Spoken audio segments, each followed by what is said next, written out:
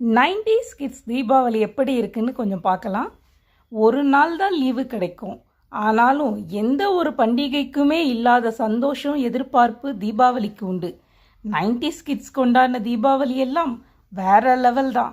இப்போ நினைச்சாலும் மனசெல்லாம் சந்தோஷமும் கண்ணில் லேசாக கண்ணீரும் இருக்கும். ஒரு மாதத்துக்கு முன்னாடி இருந்தே அந்த ஒரு நாளுக்காகத்தான் காத்திக்கிட்டு இருப்போம்.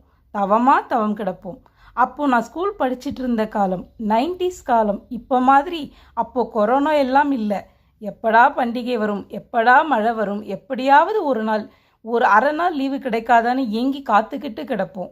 எந்த டெக்னாலஜியும் இல்லாத ஒரு காலம், சந்தோஷமான சொர்க்கமான ஒரு காலம்.